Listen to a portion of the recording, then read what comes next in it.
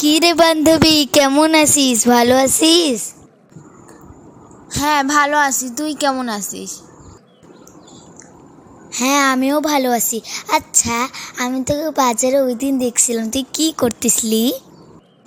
ও হ্যাঁ, আমি বাজারের পাশে লাইব্রেরিতে গেছিলাম। আমি একটা বইয়ের গল্প পড়ছিলাম। ওই গল্পটা অনেক সুন্দর।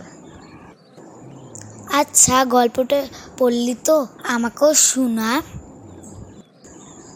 এই গল্পটার নাম হচ্ছে আল্লাহ যা করে ভালোর জন্যই করে। আল্লাহ যা করে ভালোর জন্য করে। ঠিক আছে, গল্পটা বলতো, বল শুনি।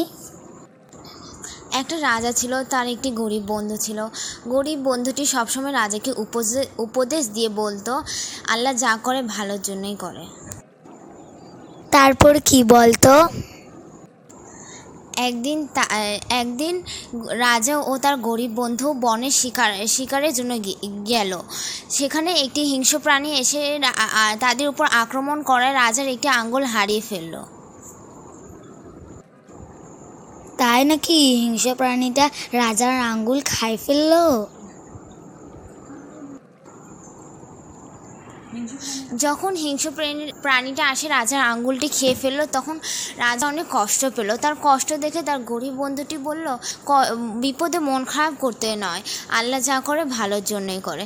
তার রাজাটি রেগে তাকে রাজপ্রাসাদ থেকে বের করে দিল। ওকে রাজ্য থেকে বের করে দিল? তারপর কি হইল বলতো? কিছুদিন পর রাজা আবার সুস্থ হইল। রাজা আবার বনে শিকার করার জন্য গেল। রাজাকে বন্য মানুষগুলো ধরে নিয়ে গেল। বন্য মানুষরা রাজাকে ধরে নিয়ে গেল? ওরা তো অনেক হিংস্র হয়। তারপর কি? বন্য মানুষগুলা দেবদেবীর নামে মানুষকে বলি দিত।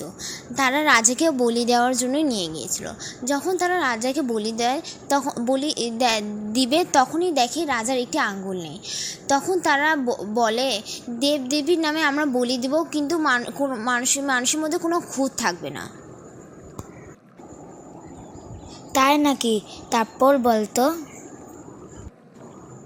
তারা রাজাকে ছেড়ে দিল। রাজা রাজপ্রাসাদে গিয়ে ভাবলো, আমার গরিব বন্ধুটা তো ঠিকই বলেছে। সে সবসময় বলতো আল্লাহ যা করে ভালোর জন্যই করে।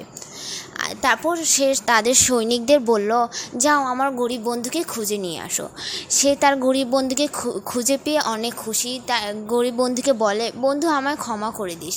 আমি ভুল তোর সাথে অনেক ভুলের কথা বলেছি, তোর সাথে অনেক খারাপ ব্যবহার করেছি। তুই পারলে আমাকে মাফ করে দিস। তারপর শেষ? হ্যাঁ, রাজা বুঝতে পারলো যত বড়ই না বিপদ হোক, বিপদে মন খারাপ করতে নয়, আল্লাহ যা করে ভালোর জন্যই করে। তাই নাকি? খুব সুন্দর উপদেশ। আপনাদের যদি আমাদের এই গল্পটা ভালো লাগে, তাহলে like, comment comment and and share করে করবেন। দেবেন।